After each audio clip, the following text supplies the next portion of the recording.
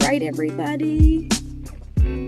Thanks again for coming to our first official expanded Southern Steelhead Coalition meeting. Really, really excited to start this new venture with you guys. All right. Okay. So, again, welcome. This is going to be our 9th meeting, even though we're starting kind of like a new expanded coalition. I decided to keep going under the same name. So, thanks for everybody for being here today. So to start out today, we're going to do just a quick agenda overview. We're going to do a quick hello and updates, a coalition update, talking about how we're looking to expand coalition involvement, how our agenda for this meeting is changing, and that we'll talk about our next big event, which is the Southern Steelhead Symposium on September 30th. We'll talk about looking for speakers, people who are individuals who are interested in helping organize the event, and then have our speaker, Marlow from CalTrout, talk about fish passage and habitat restoration for Harvey Diversion and Rose Valley Creek projects. Then there'll be a Q&A session, and then this is what I'll be talking about later. This is an agenda change-up. Most of the time, we have just certain speakers for updates. This time, it will be open to the floor for anybody who wants to give a project update. And then after that, we'll have open discussions where people can talk about announcements, what they need from other coalition members, help, problem solving, outreaches, events, other things that are going on with their organization. So let's quickly talk about our coalition update. So again, if you missed it from our last meeting, the Southern Steelhead Coalition has now expanded from Santa Ynez and Santa Clara areas from all the way up to Santa Maria to Santa Monica Mountains. And this also includes Cuyama area, but we just put Santa Maria because that is the largest city nearest our expansion. And so we are covering a huge swath of area, which means that we'd like to be involved in all these new areas that we're in. I just wanted to give a quick shout out to the people who filled out our survey. We're working to make this meeting tailored to you. So if there's something that you would like to see more from the Southern Steelhead Coalition meetings, we want to give it to you. I want to give it to you. I want to make this meeting worthwhile coming. I don't want it to be just another hour and a half. You have to sit through another meeting. So please fill out the survey and we'll touch on topics that you have asked us to go into more detail about or have speakers for. You can even suggest speakers that I should try to reach out to for this coalition meeting. And I wanted to say thank you to everybody who filled out the survey already. I really appreciate your responses and feedback and letting me know that you have filled out the survey. And again, if you want to help steer this meeting and to be more specialized for your organization or for things you want to learn more about, please fill out the survey.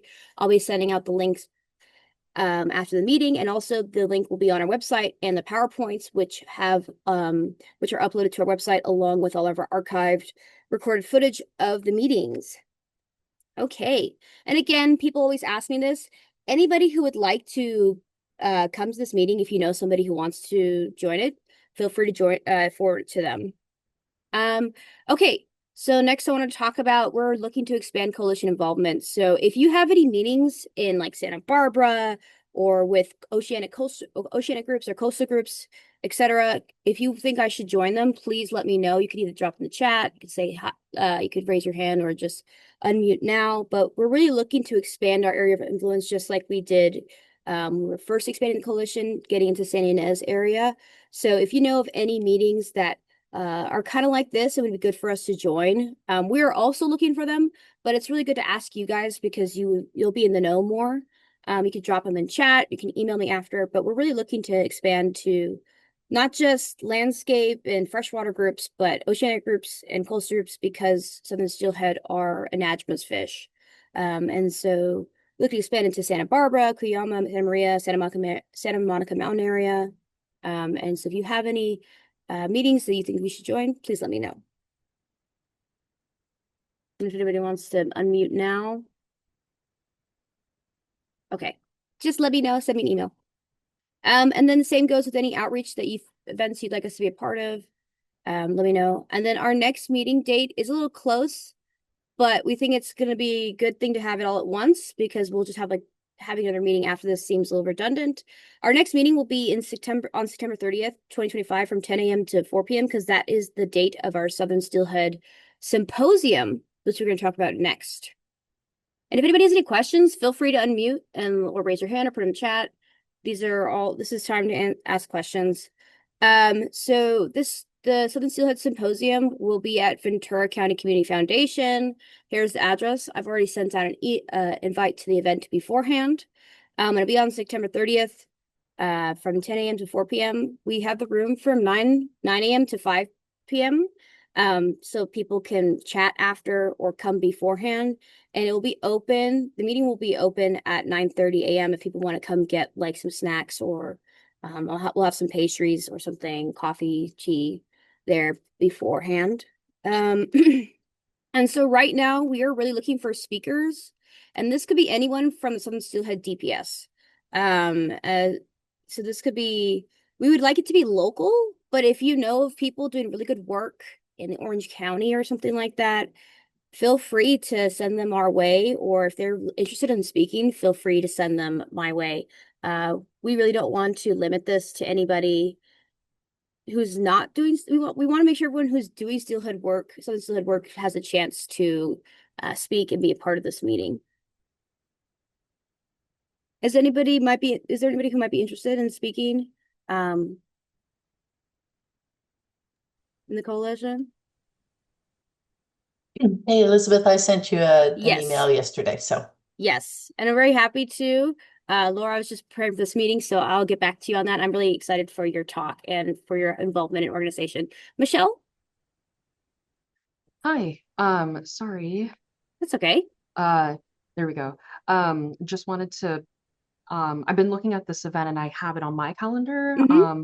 But I'm interested in maybe getting my boss, Assembly Member Steve Bennett, to speak specifically from like a chair of budget subcommittee number 4 on everything in the California's budget around climate change, natural resources, energy, and transportation. So if you guys would be interested in something like a budget update or whatever, I can try run it by our scheduler to see if he's available to speak for a little bit. Yeah, please send me an email. I'd be happy to.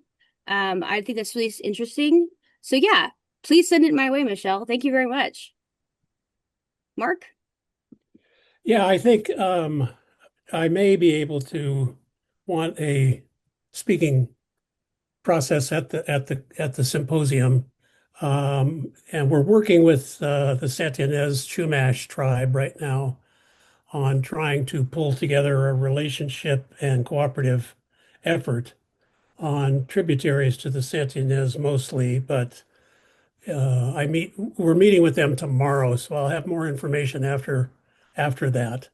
Okay, But yeah. I'm hoping to put together something with them um, either later this fall or into next year or both. So I'll get back to you after I have that meeting, but I think it would be a very good thing to have the Chumash be part of what we're doing on the Santa Ynez. So Very true, very true. I think we have some members with us here that are part of that.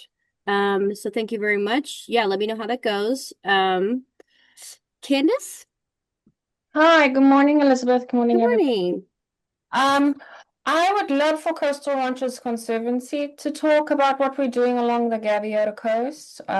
We're going to be expanding our Gaviota Creek watershed restoration stakeholder group to the Gaviota Coast Biodiversity Collaborative. So that's Okay. a group like you were mentioning earlier. And it's not strictly focused on steelhead, but we have a lot of steelhead projects, with St. Inez River Estuary and Gaviota Creek Estuary and fish passage along Gaviota Creek and the Gaviota Pass undercrossing, which is a wildlife connectivity effort. And then we also on the steering committee, as you know, for the Hmm. Sentinel State Partnership around Vandenberg Space for Space. So I think there's a lot of exciting things that we can share about steelhead recovery through that effort in northern Santa Barbara County. And I 100% agree. I think it'd be great. I think as long as steelhead are the main focus, I think it's great to talk about the ecology of other animals that are being affected by this restoration, right? Not only do steelhead benefit, but other things that belong in that community. So thank you so much, Candace. I appreciate that. Tim. Good morning, everybody. Thanks for getting the meeting together, Elizabeth. Appreciate that. Sure, happy to give a talk about what's happening on the San Ynez and the fishery out there. What would be helpful as we get a little closer is to see if there's any particular themes that you would like to have talked about. Then I could focus my talk a little more specific for what the group is interested. So, Elizabeth, as we go down the path, maybe you can just let me know and I can tailor whatever will work for you. Okay. I think I also saw your great talk at SRF, so you can do something like that. If Yeah. this is not just limited to restoration, guys.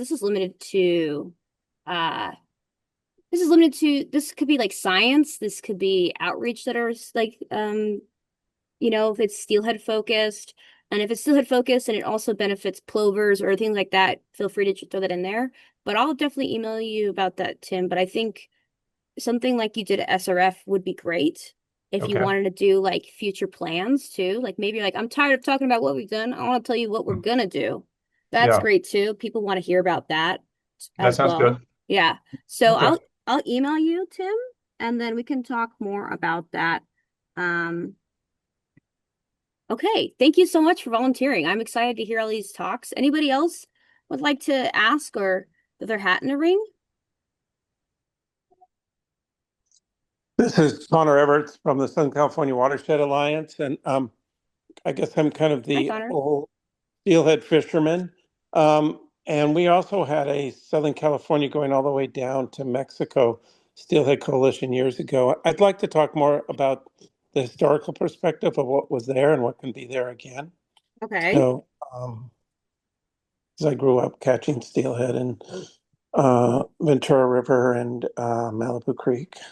But I've Okay. also participated in a lot of meetings where we bring out people who were fishermen or their grandparents were fishermen and amazing pictures of how many fish were in the local rivers. I Yeah. think I'd like to introduce you to Mark Rockwell. I think he'd be very I, interested in I talking think with I you. think I know Mark well. Well, thank you. Hi, Mark. Hi. Okay, yeah, but I always love historical perspectives. One of my dreams to do for this for having a meeting speaker here is to one day have a historical and cultural talk on Southern Steelhead. It's really great to know the science and the ecology of steelhead and restoration, but it's really important to know about the cultural importance to the area, how it affected the people. That is one speaker and talk I would love to have in the future. So if anybody else wants to do that as a speaker of one of the next Southern Steelhead Coalition meetings or at the symposium, please reach out like Connor did. Okay, so Connor, I will email you.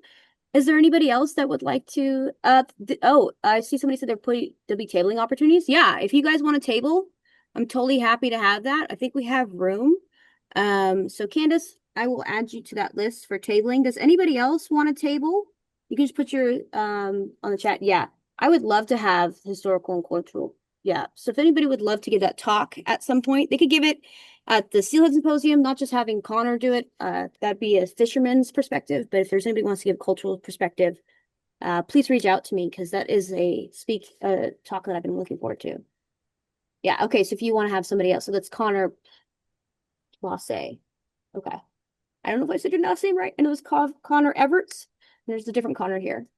Okay. It's Place. Place. Okay. Thank It's you. funny because Connor my Everett. middle name is Everett, so it's interesting. That is kind of funny. Where are you from? What organization are you from, I'm Connor? with Senator Limon's office. Oh, okay. Okay.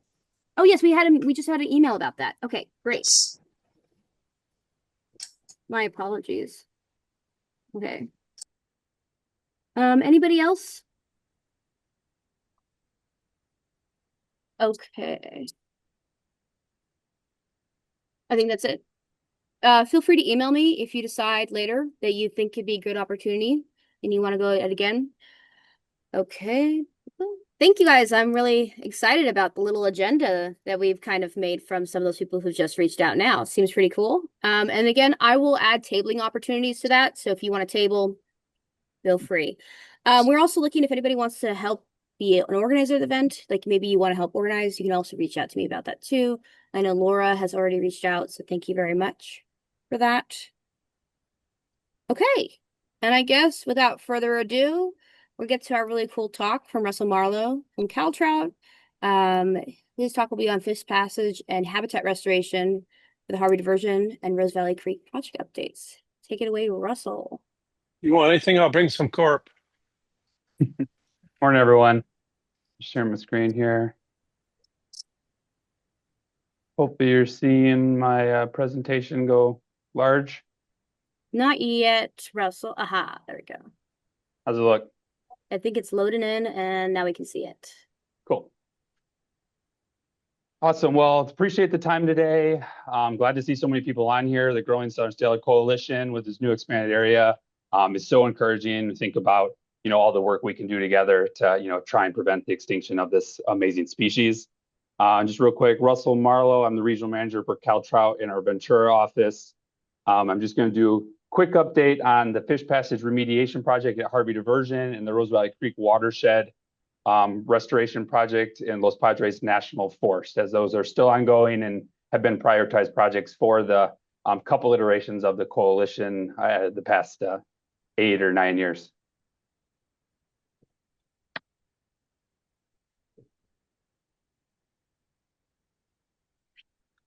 Real quick, both these projects are in the Santa Clara Basin. It's important to note that the Santa Clara River watershed is prioritized as a Core 1 watershed for recovery actions.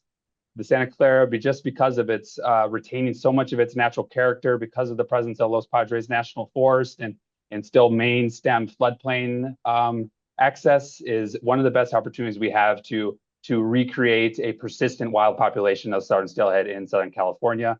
Rose Valley Creek restoration and Harvey Diversion are both identified as necessary restoration actions to amplify and extend that potential within the watershed. Harvey Diversion and Fish Passage Remediation Project is on Santa Paula Creek, just outside of Santa Paula, going north on Highway 150. This project is needed because it's going to restore access to almost 12 miles of historic, high-quality habitat that exists in Upper Santa Paula Creek. Upper Santa Paula Creek is essentially the most persistent perennial stream in the Santa Clara Basin. It just has amazing potential for oversummering and rearing foraging habitat, not only for southern steelhead, but for all aquatic organisms as well. And so we need to remediate the total passage barrier that exists presently at Harvey Diversion to restore access here. CalTrout's been leading this project for several years and stays committed to resolving this issue to restore volitional passage at this location. It's not only about connectivity, though, because for organisms, we're also going to reconnect the flow and transport of sediment and water through this reach, which, because of the configuration of Harvey Diversion, has resulted in an incision downstream of the diversion at 30 feet in some places, but it has resulted in high potential for critical slope failures along the river through its course below Harvey Diversion. You can see in this picture, this was in March of 2023, post the flood event, that there is tarps here on the side of 150. That's because they identified the potential for slope failure at this location because of those precipitation events and wanted to stop any further inundation of this slope here to try to mitigate that. But Highway 150 is a critical access corridor to the Ojai Valley. And so while this project also is addressing endangered species conservation protection, it has direct long-term community safety implications as well. And so it's necessary to restore the natural flow of sediment, to address this disruption in the transport through this reach to stop this further incision and potential for the bank failure or slope failure. In addition to the passage and bank failure, potential mitigation is also modernizing the infrastructure at this location. Harvey Diversion provides agricultural and community water supply, and so we're going to update, modernize these facilities to better, take advantage of the flow that is potential for diversion at this point. And we're also going to introduce or install an infiltration gallery, allow for greater operational control and flexibility at this location, which is going to allow us to secure year-round in-stream flow and greater flows during the migration period as well, to ensure that we're providing that access up to the headwater habitat.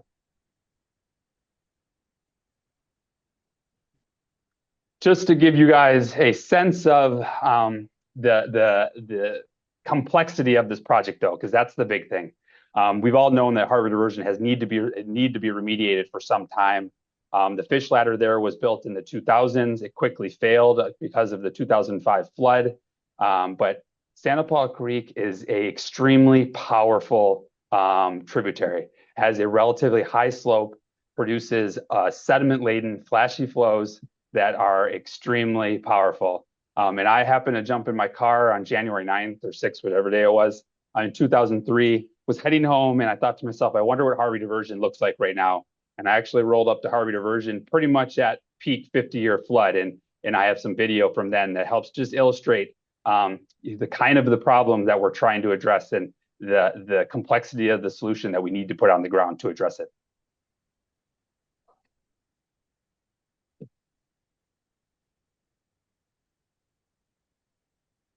Holy shit.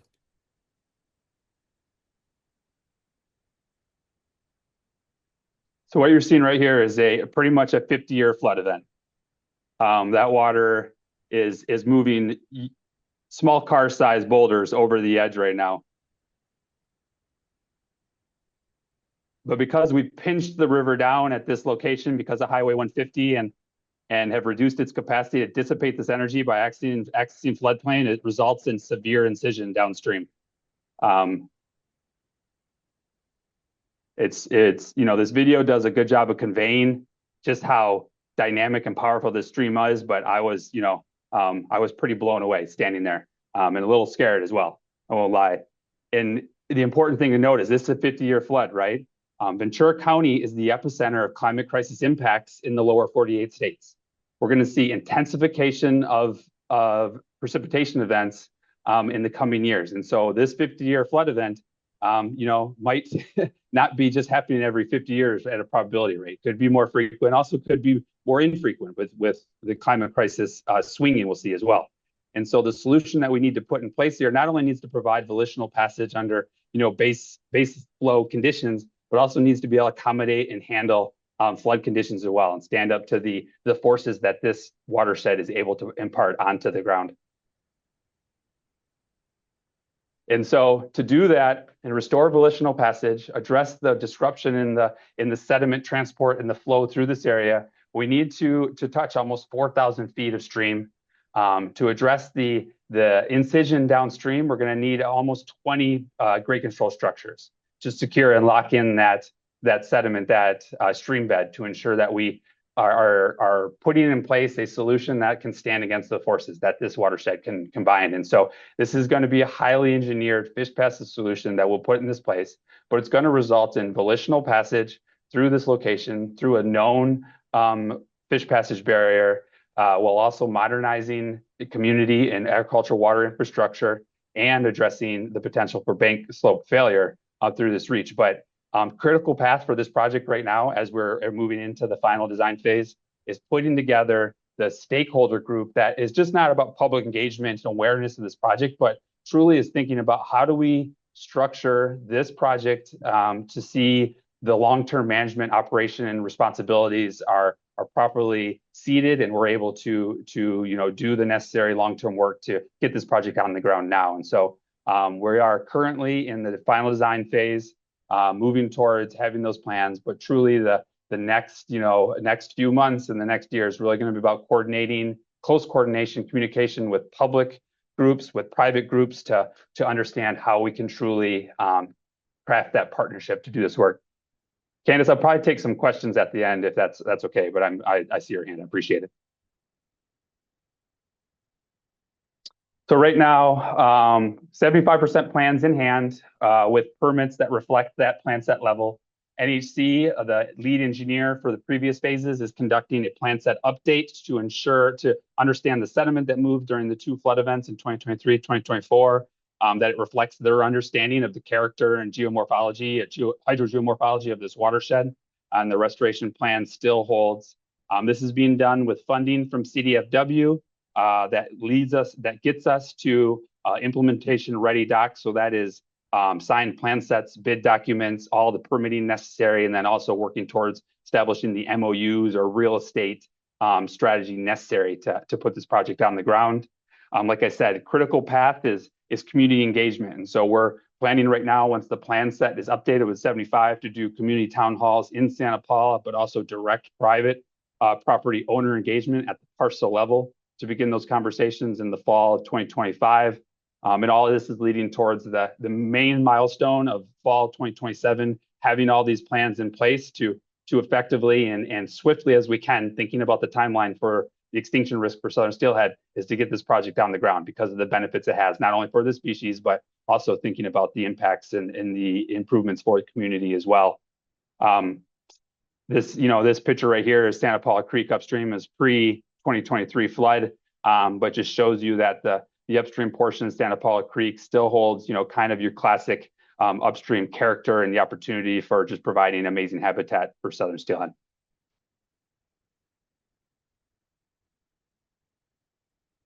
The Rose Valley Creek Watershed Restoration Project in Los Padres National Forest in the Ojai Valley District. We've been leading this project for several years now. Critical importance because Sespe Creek is the longest stretch of undammed river in Southern California, critical habitat for southern steelhead and arroyo toad. The presence of Sespe Creek and its natural condition is one of the reasons why the Santa Clara Basin is seen as a Core 1 watershed and the best opportunity to reestablish a resilient wild population of southern steelhead. Rose Valley Creek in its current condition has 3 artificial lakes that were a result of Navy Seabee training that went on in the 50s and 60s. And they left them in place when they walked away from their training facility at that location. Presently, these serve as a direct and consistent or continual source of aquatic invasive species into the main stem of Sespe Creek and Santa Clara. 2017, we conducted a study of aquatic invasive species presence and distribution in the Sespe Basin, and essentially found at the confluence of Rose Valley and Sespe Creek that everything downstream of there was predominantly aquatic habitat was predominated by invasive species, and upstream of there was much more general and more positive distribution towards Omycus being within the main stem habitat, as opposed to forced into the tributaries with the domination of downstream habitat by aquatic invasive species, leading to a pretty clear conclusion that Rose Valley Creek lakes, the Rose Valley recreation area lakes, are the principal source of aquatic invasive species for the main stem of the Sespe. We also see this not only as a restoration project, but an amazing potential to modernize, update, and improve the recreation opportunities in the Ojai district. We know that the loss of recreation because of changes at Piedra Blanca Trailhead, the campground there, have resulted in loss of recreation opportunity. And so I don't know if too many people are aware, if you can see my arrow here, but this is an old remnant decommissioned campground. And so we see restoration as this phase, but the next phase as the restoration or improvement of the recreation facilities to provide people the opportunity to be in these wild places and to experience them and to create that connection that really creates that lifelong sense of stewardship and the motive for conservation as well.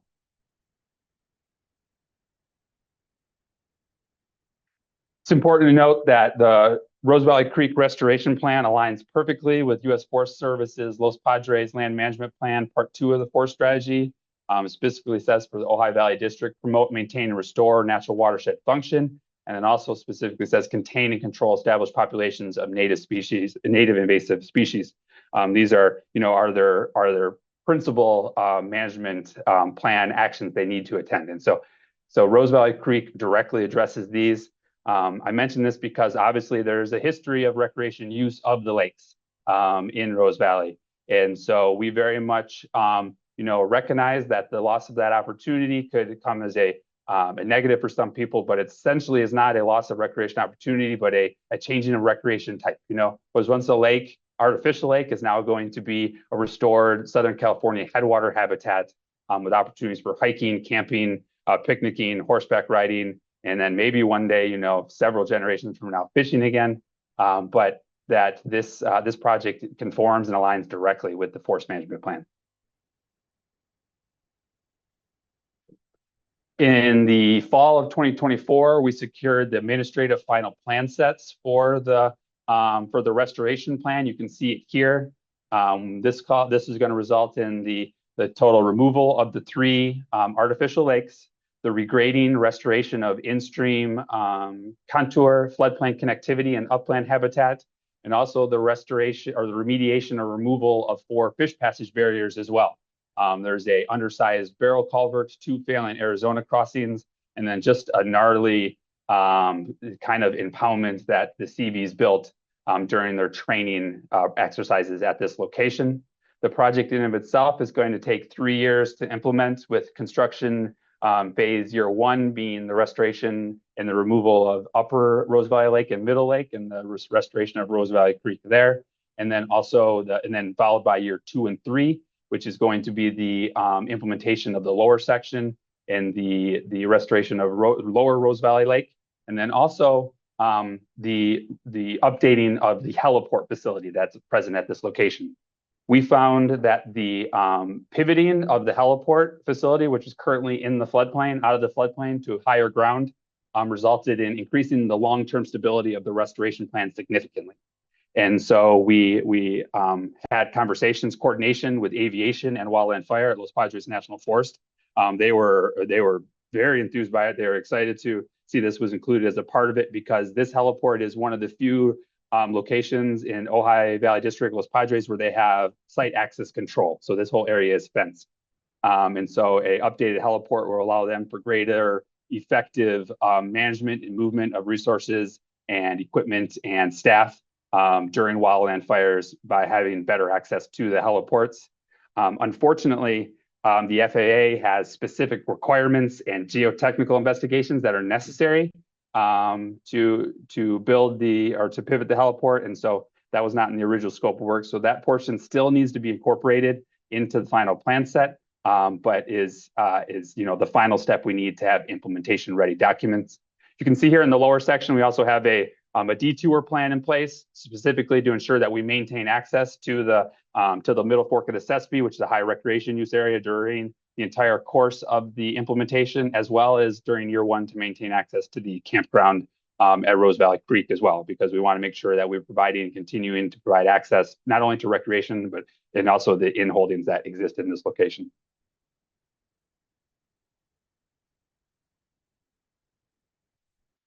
And then just to give you guys a sense of the scale and scope of this project, this is approximately 40-acre restoration project that is going to take place. And so, truly is watershed restoration, which is incredible. But also, so this is a cross section of the proposed or engineered covered crossing that we'll put in place on Rose Valley Road, the main connection between Highway 33 and the middle fork of the Sespe. You can see the blue circle there is currently the undersized 8-foot barrel culvert that is routinely overtopped. It's supercharged during flood events.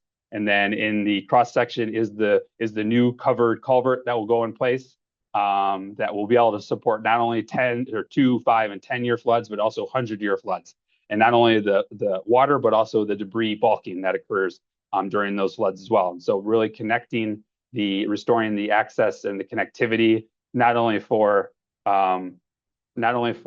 water to flow, but also for sediment to flow as well, which is super important for maintaining community safety during flood conditions. But also those large flow events are really important for habitat maintenance and evolution for native species as well. And so it just gives you guys a sense of scale, scope of this project and the solution that we're going to put on the ground there to support restoration of the Rose Valley Creek watershed. And again, the little yellow outline here is the approximation of the new covered culvert that will go in place. And you can see in this photo that this barrel culvert is actually failing because the water backs up on this end and creates pretty significant forces on this end. It's starting to erode the road out, which is failing away. And so the new bridge will ensure that failure is addressed. Will be updated to all the modern the new regulations for the forest and for the highway safety transportation criteria, and will be able to supply and support the upper watershed and restore the connectivity through this reach. Presently, we have the admin final plan set in place. Like I said, we need to update the heliport and do those required geotechnical investigations. We have submission ready permit applications, have been in close coordination with all the resource agencies. We have assigned NIMS BIOP in hand. So it just shows you that we have well-developed and ready permit applications, environmental documents to support the level design presently. We are currently seeking grant funding to get bid-ready, groundbreaking permits in hand to move forward with the restoration plan. And then there has been one wrinkle. One issue is that a previous forest supervisor decided that a recreation plan was needed before any additional staff time could be spent on this project. He is no longer with the Forest Service. A new supervisor is coming on. I have a meeting scheduled with her to talk about this. But I mean, ultimately, it does rest on that, the need for recreation updates in the Forest Service, which we're, totally aware of and support, and trying to help understand or balance the need for also providing the space for our headwater habitat to be functional and to provide the integrity necessary, and then placing recreation facilities outside of that area so that we are not impinging or encroaching upon, the function of the ecosystem.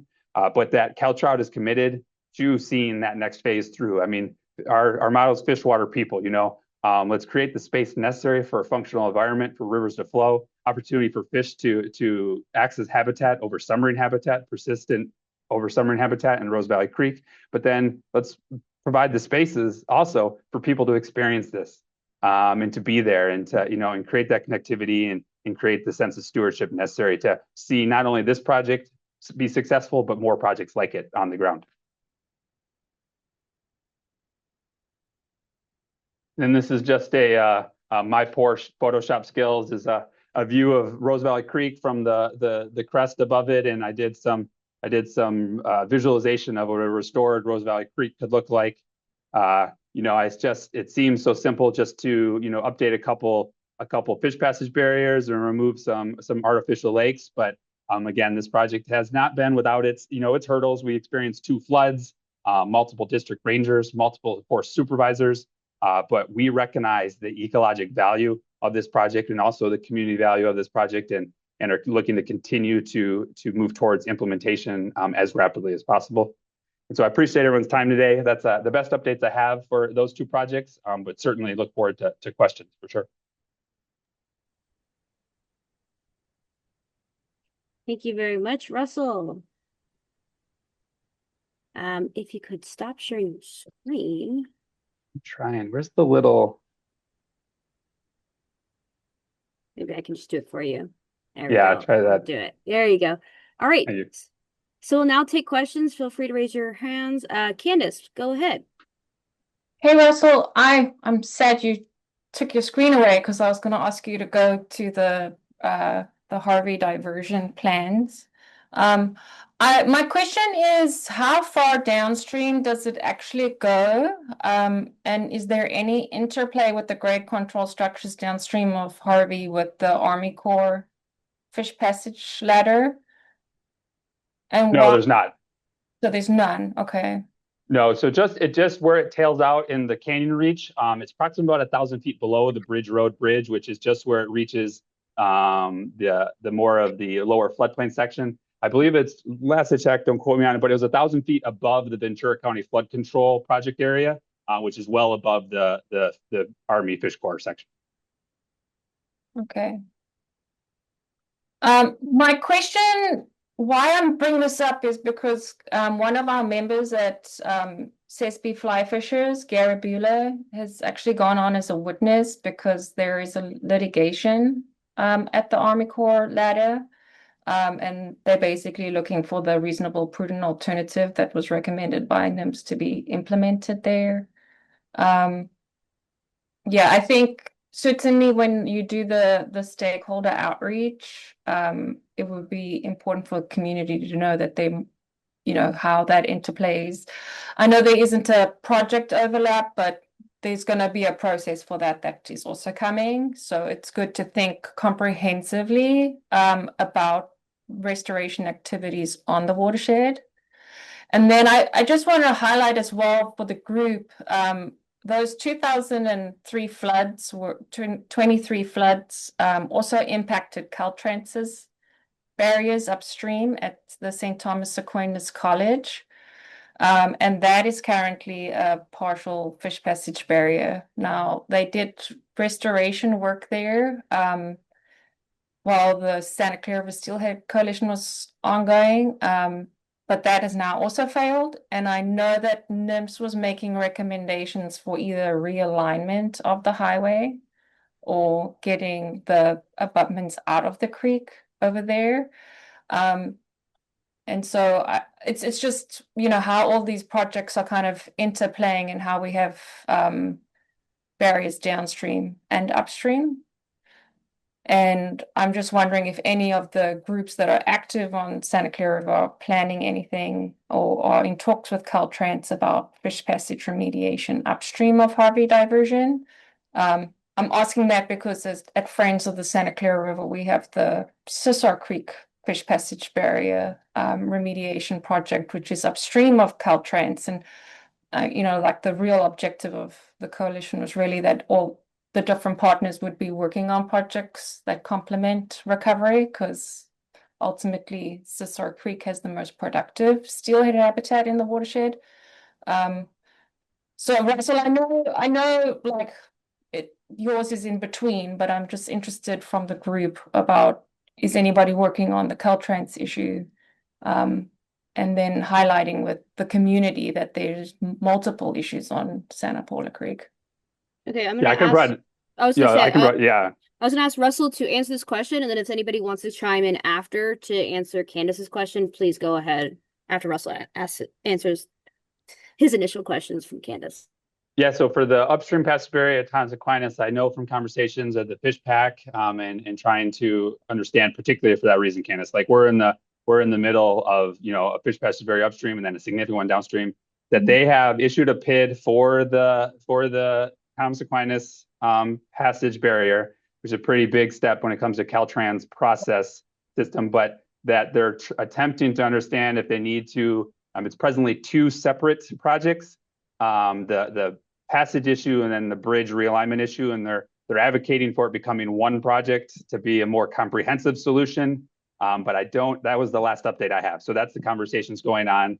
And we advocated with CalTrans that it become one project for a more full scale solution presently, because obviously that one they put in place with the state coastal conservancy money failed for sure. So that's the best update I have there. For the downstream fish ladder ongoing issue, I do know that I believe Ventura County and the Corps Engineers is having a meeting in Santa Paula on July 23rd at 2:00 to begin the stakeholder engagement for that process. Haven't seen the agenda for that or anything, so I don't know exactly what the plan is for that, but they did calendar a meeting for public engagement in there.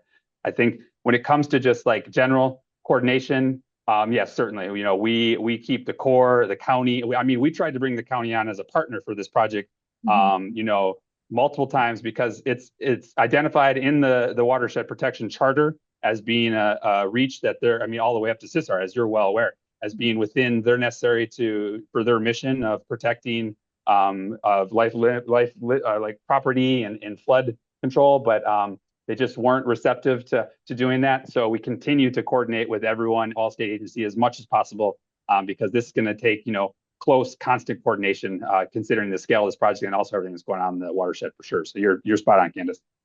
Right. And Kevin, is your question related to Harvey? Yeah, I was going to add on to what you had to say. I don't think so. The issue is that the most recent data in the passage assessment database, right, lists it as a partial barrier. I measured it again last year. The outfall drop is like 19.8 feet, which is well beyond the complete fish passage barrier. I submitted that data to the contact at PAD, and I never heard anything back.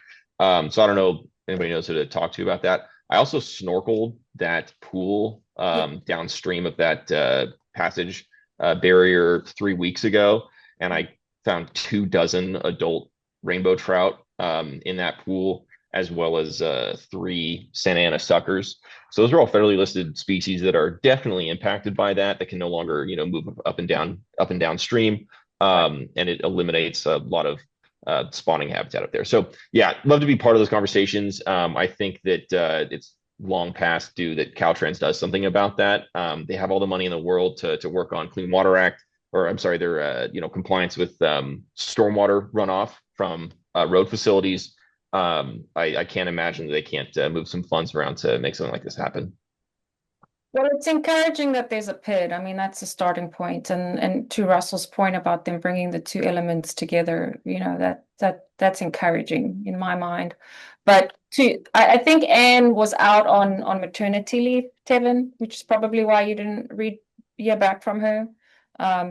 But yeah, we have footage that Gary Bueller from CSB Fly Fishers also has of trout repeatedly like jumping at that location and it going nowhere, right? It's a barrier for sure. Yeah. I had another question, Russell, around Rose Valley Lakes. That culvert, I recall that was like there was a velocity issue there too. Was a bridge considered there? And is that newly sized culvert going to address the velocity and the gradient issue that was present? Yeah, totally. Yeah. So, I mean, the covered culvert is essentially is going to be a bridge, really. When you think about the way that actor behave in place. The new 32-foot span, 14 over height overall is sized appropriately based on all the hydraulic flow modeling up to 100-year plus flood events. When you think about, we added extra bulking because the landscape or the watershed had been burned during the Thomas fire. We're seeing increased sedimentation post the wildland fire, and so actually even took it a little bit larger than necessary to account for those kind of impacts on the watershed. So yeah, properly sized. The term covered culvert is maybe is the very engineer specific term for it, but essentially functions like a bridge. A bridge at location would just be too expensive when you start to think about needing to place footers and the span it would take and essentially the kind of the prism of the road at that location to account for it. But a culvert accomplishes the same effect as well. Okay. Thank you. Yeah, for sure. No, I appreciate the question. Yeah, I see them moving ahead. Trying. Yeah. Thanks for the conversation. Tevin, you have another question? Sorry, I don't want to hijack time from That's anybody okay. else.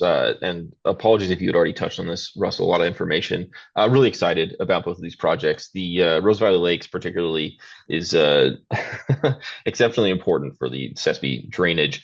Last time, I guess, Forest Service talked to us, I was a little bit frustrated about the lack of movement on their end and timeline. I guess, do you have an update on that? Are they kind of looking forward to moving forward with this? Is there estimate to a timeline?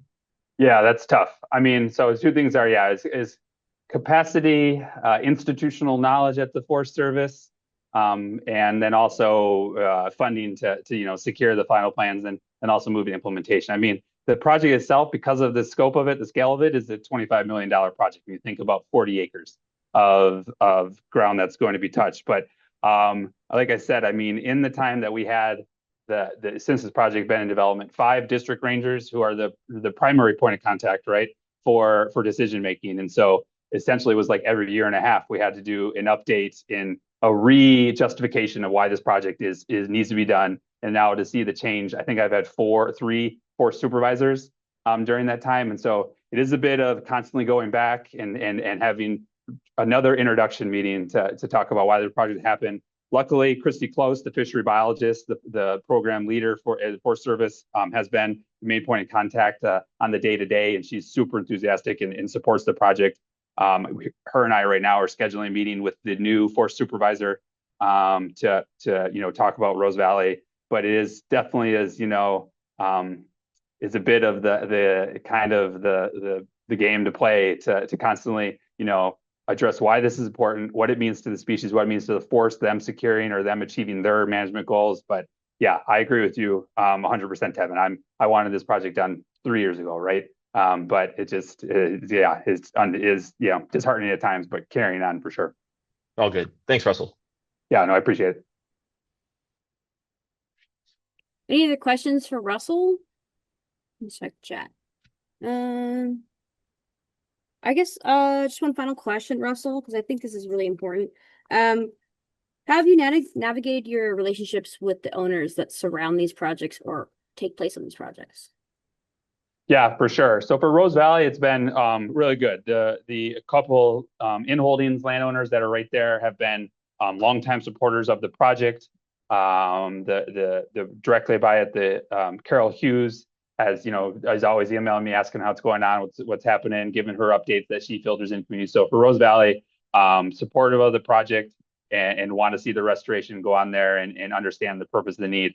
For the Harvey Diversion project, has been, still something that we need to develop and do. And so there has been, of course, constant communication with the Harvey Diversion JPA, which is the water rights that are fed into the diversion. And that includes the board of directors for there, which is all the principal landowners for the diversion, but certainly need to expand and do targeted engagement with downstream private landowners to discuss the project with them, the purpose, the need, and to hopefully bring them on board as project partners. So that's work still to be done. And again, I encourage anyone, that wants to be a part of that effort, wants to join that resource agency partner or coalition member, to please reach out, because it really does take a lot of effort to bring these stakeholders on board. But it's important work for sure. Thank you very much. Anybody have any final questions for Russell? Okie dokie. Thank you so much again, Russell. And I think he'll be sticking around if you have any more questions in our open discussion time. So let's get back to the meeting. So I know previously I've always been a little tight, have run this like a little bit of a tight ship because we've had standing things where we've had to complete and get done. But fortunately, a lot of our structure has changed with this new coalition. So another change will be that we usually have a prioritized project updates from certain coalition members. This time now, it will now change to a coalition-wide update. So if you have a project update that you'd like to bring forth to the coalition and tell people how it's going, please raise your hand, let us know. If you have given if you're a member that has given prioritized project updates, feel free to keep giving them to us. We just want to open this up to everybody now. And the reason for this is another good reason to attend the in-person Southern Steelhead Symposium is we are going to start a strategic plan for the coalition. So this will be new prioritized projects. These will be new partners. So by attending this meeting will be the opening for having a new strategic plan for the coalition. We plan to have a section of our meeting devoted to the strategic planning meeting to start open this up where people can identify areas that are important to Southern Steelhead restoration. This is not just in Santa Clara. This is all the watersheds we are now covering. So please attend that because that will be part of the new strategic planning for the Southern Steelhead Coalition and our mission. Okay, so I want to bring this on. So if you would like to give an update for our prioritize for a coalition restoration project or a organization that an organization project that you would like to talk about, please do so now. Yeah, and then after that will be general announcements and open discussion.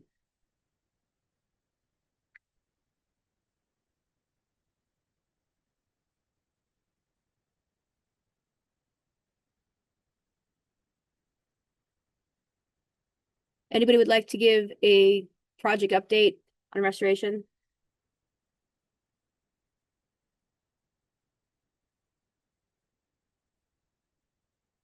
Okie dokie.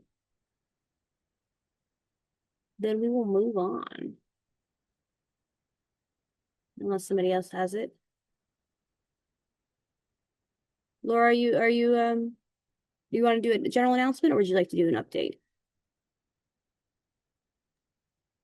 I was hoping to do a general announcement Okay. and things we need assistance with. Okay, so let's do that next then. We'll move on. So again, this could be public engagement events, meetings, updates. And then again, we're looking for a symposium. And then if you need something you need help with, this is the time for it. And then our next meeting is September 30th. So after our strategic planning meeting, we will have a general coalition meeting as in with open discussion announcements and other things like that at our in-person meeting. Okay, all right, Laura, Laura, please take it away. Oh, thank you. Hello, everybody. For those of you who don't know me, I'm Laura Riga. I'm the restoration manager for the Nature Conservancy's Jack and Laura Dangerman Preserve, located at Point Conception in northern Santa Barbara County. And we have been doing quite a bit of restoration work at Halama Creek, and we can talk more about that at the in-person meeting in September. But we are now looking for contractors, engineering contractors for requests for proposals for conceptual and preliminary engineering designs for 3 passage barriers on Escondido Creek, which is a tributary to Halama Creek. And I've got a list of folks to send the RFP to, but if anybody has, an engineering firm or fisheries focused firm that is just you really would recommend we send the RFP to. The 3 passage barriers, one of them is a concrete culvert under Halama Road, so we would be working with in coordination with Santa Barbara County.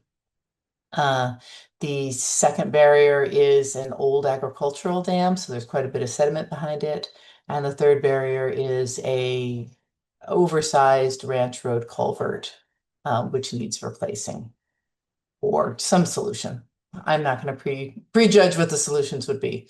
But I was just putting a general call out. If anybody has an engineering firm that you think we should use, you could either drop it in the chat or tell me, or just send me an email. Any of those would work.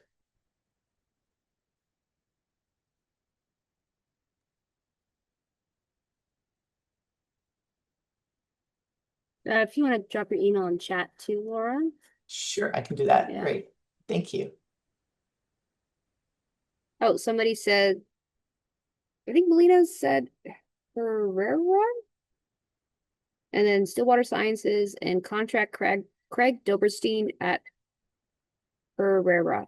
I think that's Herrera. So we have Herrera mentioned. Oh, there we go. Oh, go ahead, Russell. Go ahead, the next open discussion comment to me. Okay. All right. Well, this looks like we got some suggestions from the chat. Go ahead, Russell.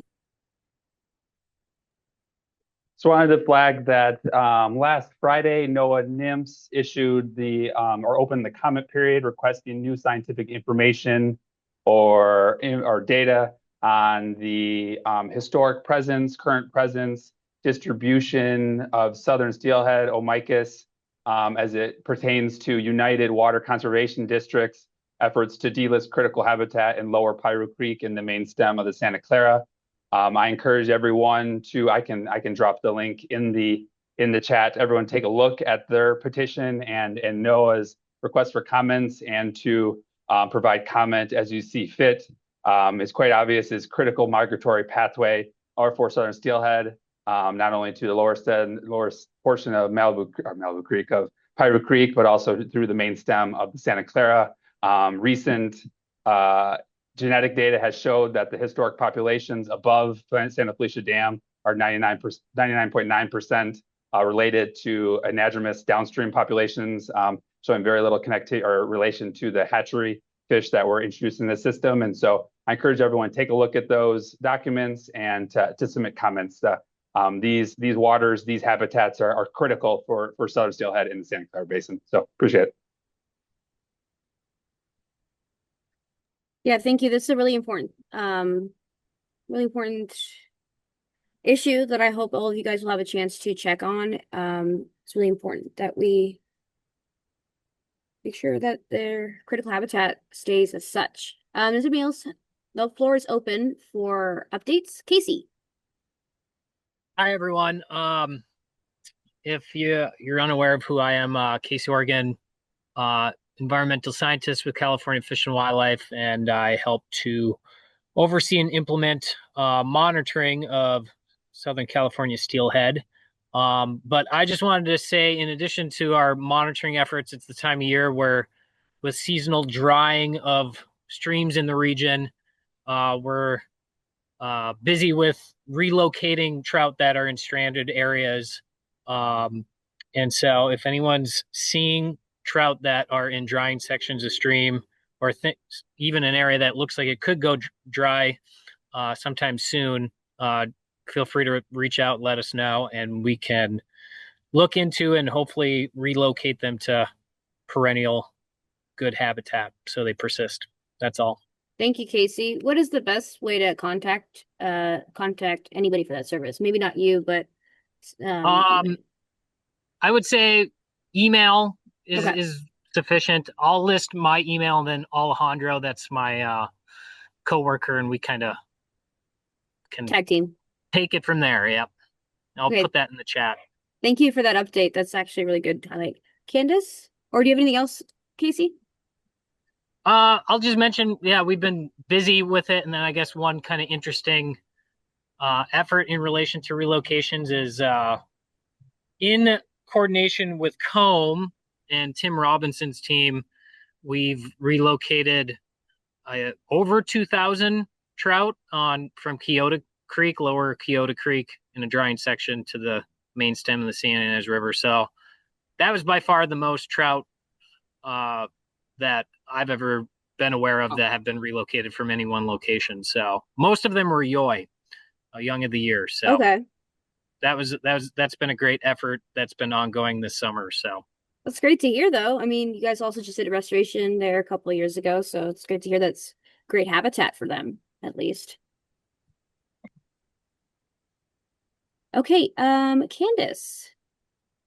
So Casey, we actually have a pool on Gaviota Creek that routinely dries out, and I wanted to actually highlight it with Kyle, but considering you mentioning this now, I thought I'd put it on your radar. And typically it's below the complete fish passage barrier that's owned by CalTrout. It's a box culvert.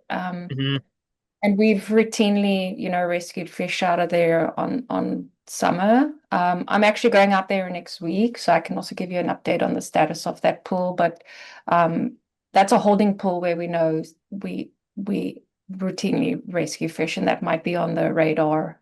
Yeah. And then, I assume you're talking about the big pool that's directly below the Highway 101 barrier culvert. Correct. Yeah. Okay. Yeah. Feel free to let us know how it's looking there. Yeah. To the Federal Register, in the past, the coalition had actually done sign-on letters, and I think considering that this is like a horrible precedent to be, taking away designations from endangered species like critical habitat, we don't want that to happen on Wild and Scenic.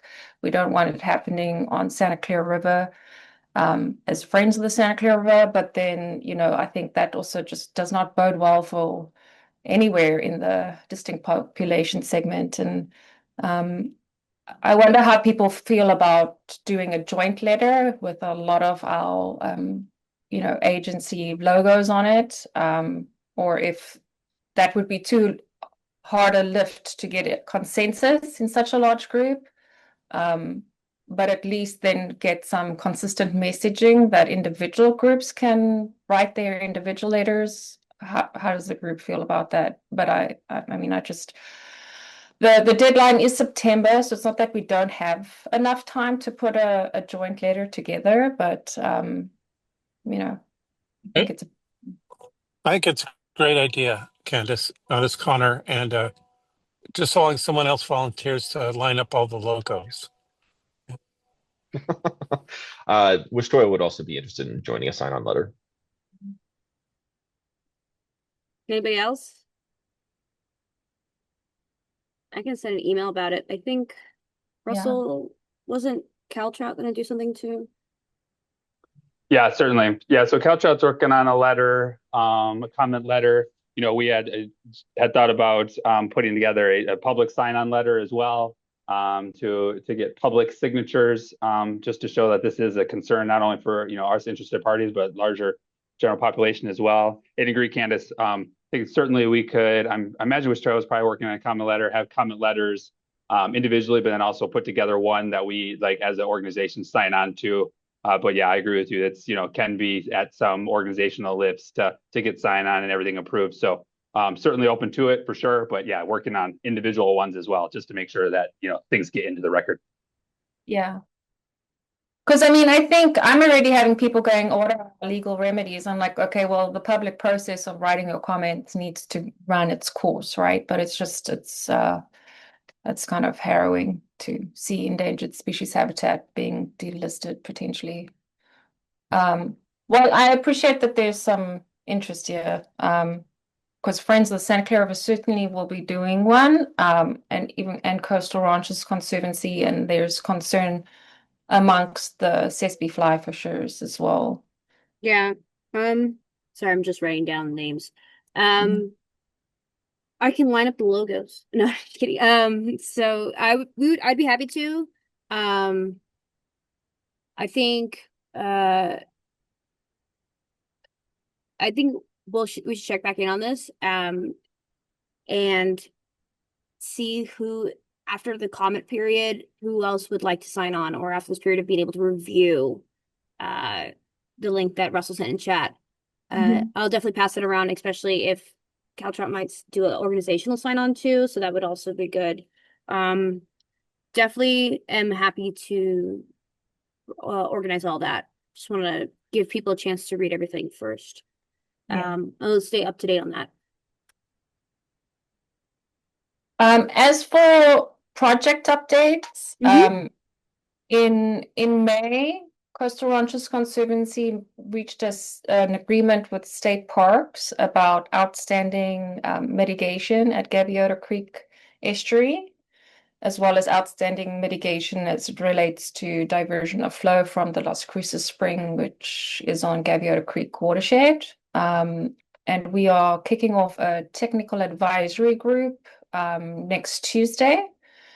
And Coast Ranch brought on Stillwater Sciences, Ethan Bell and Matt Stecker from Stecker Ecological as technical experts. And there's a good faith effort that within a year from now, so fall 2026, that we'd have a concept for estuary enhancement out for the public and permitting in place.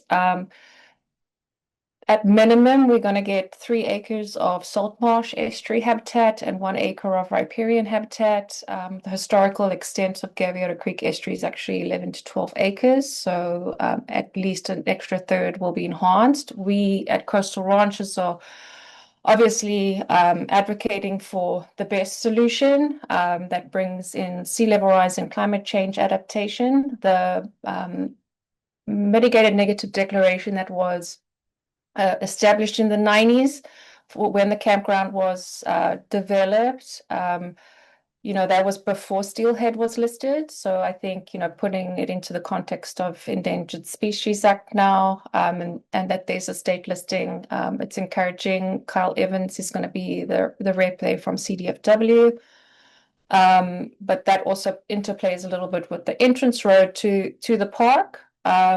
We've also reached out to Director Bonham at CDFW because the scour project that Caltrans did on Gaviota Creek, there hasn't been a resolution on what the required mitigation is there from CDFW.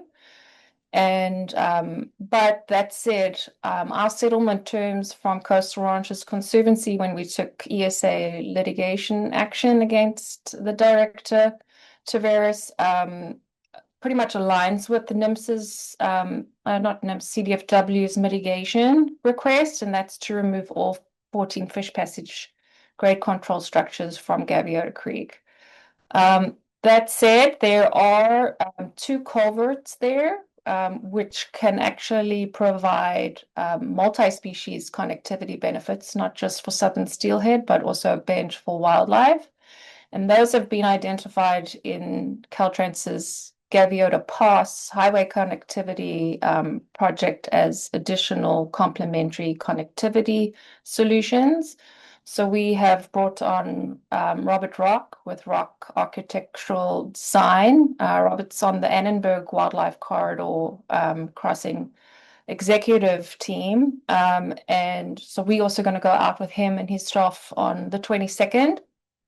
And ultimately, both groups of technical experts will be providing concepts for recommendations. And we've reached out to Secretary Crowfoot about using his convening powers to bring CDFW, state parks, and Caltrans together so that we can kind of look at Gaviota Creek watershed restoration more comprehensively and how all these different project elements interplay for the best people and wildlife outcomes. So that's the biggest one for Gaviota.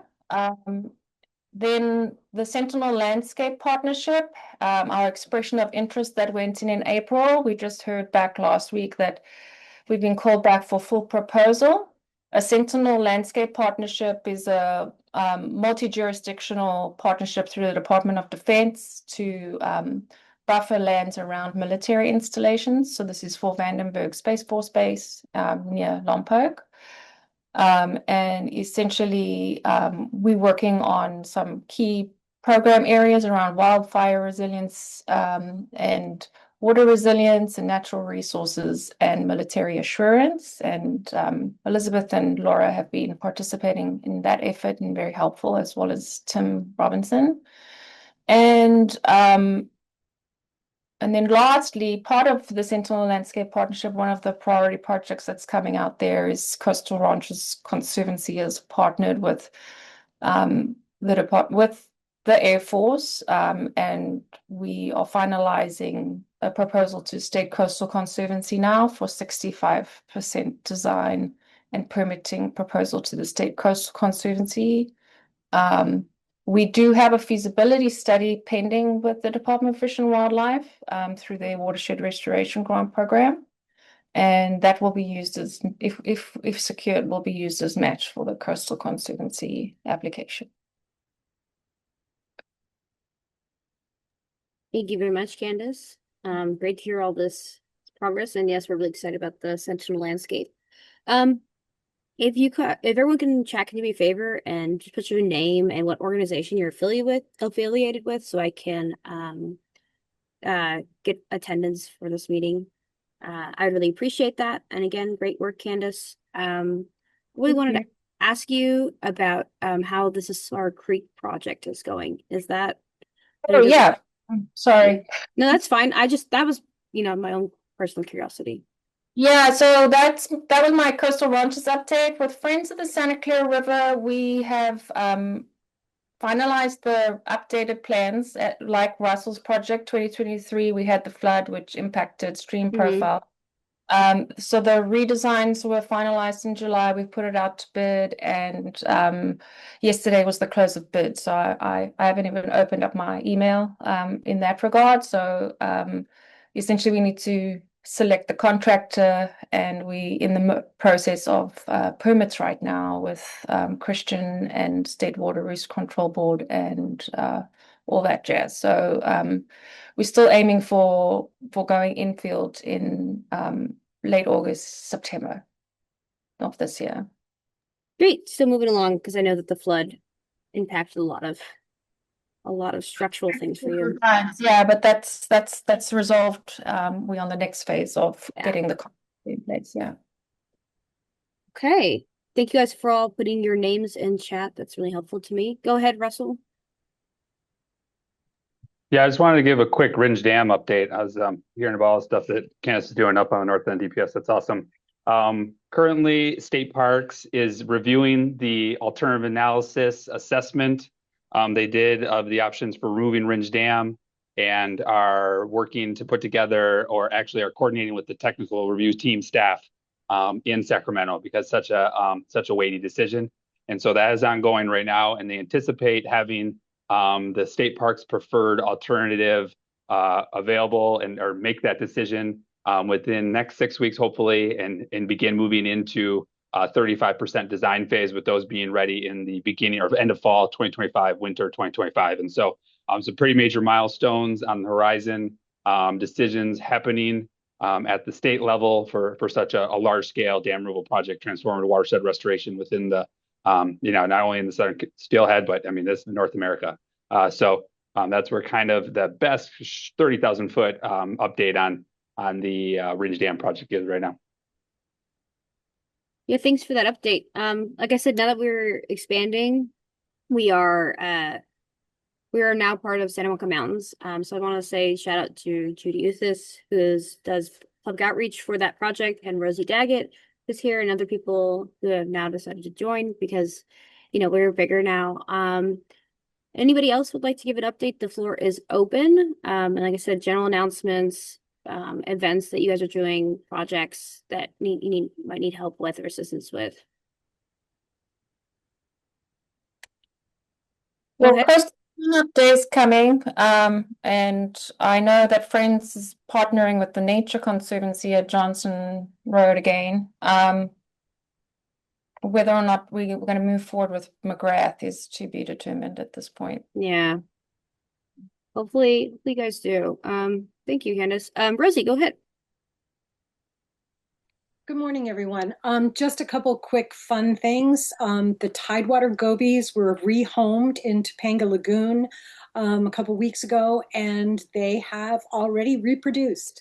So we've got baby gobies, which is really pretty spectacular. And Casey, I'm sure had mentioned earlier at some point that we also had baby trout in Arroyo Hondo. So that was really interesting to know that we could do that kind of really big intrusive alien abduction, moving these fish from one watershed to another, and that they were still able to reproduce this year. So those are good lessons learned, and hopefully this will start a trend for us to be able to put trout and gobies in lots of watersheds where they have been extirpated and get those watersheds going again. I so agree, Rosie. Thank you for that update. What a fabulous update. Yeah. Rosie also signed up to speak at the Southern Steelhead Symposium, so we're excited for her updates at that too. Anything else, Rosie? Sorry to interrupt you. Just one other quick thing to build on what Russell was saying about Ringe Dam. We just finished doing the longitudinal habitat profiles and cross sections from the Cross Creek Bridge up to Ringe Dam, and we're QA/QCing that data now. It'll be going to the sediment transport modelers and engineers. There's been quite a bit of change. Not that it changes the model, the big picture model outcomes, but definitely some interesting information, I think, that will help tweak things a little bit here and there. So yeah, that's what we're doing in Topanga. We'll be doing that in September. Caltrans has requested that we give things a little more time to calm down because there's been quite a lot of rock fall continuing in the steep portions of the canyon. So there we are. That's it for me. Thanks for the update. Glad to hear all the good news and some of the continuing news. Go ahead, Michelle. Thanks, Elizabeth. The legislature is going to be on summer recess starting this Friday. So just some quick updates is that, we've had ongoing kind of concerning budget negotiations back and forth between the legislature and the state administration, especially when it comes around like climate funding.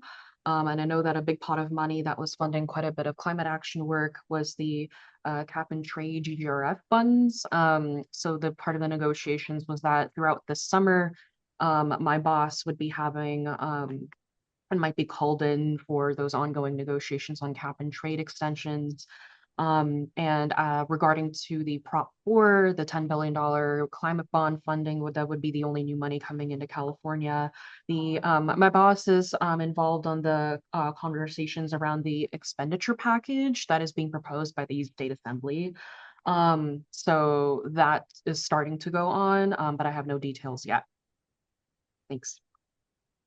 Thank you for that update. Mark, nice to see you again. Go ahead. Thanks, folks. Thanks, Elizabeth. Yeah, I wanted to pass on word from Pacific Watershed Associates that they're holding a 3-day field school on road work for sediment and erosion control. We had Pacific Watershed help us out in Mission Canyon, in the Mission Creek watershed when SCE back in 2019 did their grading and basically nuked the creek with sediment. And we're still recovering from that. So I'm trying to get it down to I've got a little announcement I'll throw in the chat, but it's too long for the 1,000 characters. But we've also been active in Mission Creek. There's been a number of fish identified that hadn't been previously, and working with Fish and Wildlife and others to both accomplish relocation, and now we're looking at water augmentation. So we're continuing those efforts. But thanks everybody for the good work. Thanks for your continuous work on Mission Creek. I think, it's really great that you're out there crusading for it. Please send me that announcement and I can send that in the follow-up email for this Mark. Just email that to me. Okay, so quick announcements that were in chat that I didn't get to. Angelina Bonfiligo Allen, sorry if I mess up your pronunciation of your name. She said, thank you for Russell for mentioning the early public scoping meeting next week. Details on how to participate are available at project website, Santa Paula Creek, Ventura County Public Works, if you want to be a part of all the activity that's happening on Santa Paula Creek. And then we had a couple announcements from Regina. Localizing California Waters is hosting Eastern Sierra Nevada Annual Conference in partnership with local Eastern Sierra and LA tribes and indigenous community members on healthy watershed communities. This will be October 14th to 16th, 2025 at Canyon Lodge in Mammoth. And you can check this out at Localizing California Waters. I'll try to put that in the wrap-up email. Click in all these links. And then here is the announcement that Mark put in chat. We have about 3 minutes left. Is there any opening or lasting comments anybody wants to leave?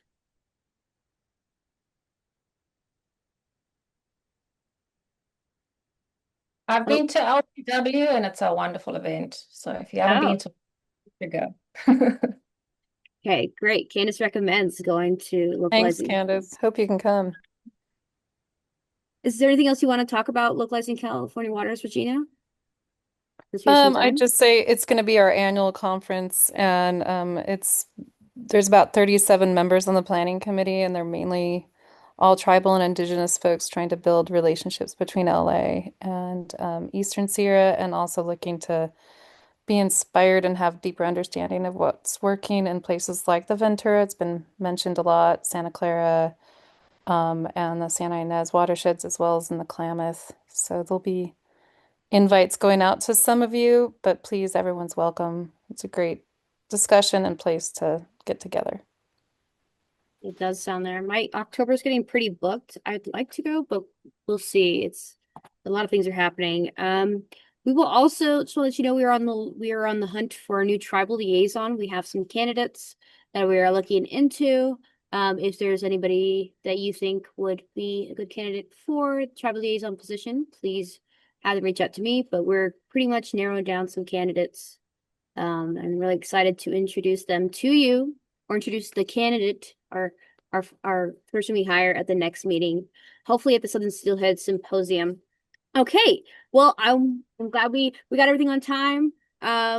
Have a wonderful week, guys. Reach out to me if you need me to put anything on the email blast. Thank you guys for all being here today. Have a wonderful time. Enjoy the cool down that we are having. And I'll see you all later. Bye, everybody.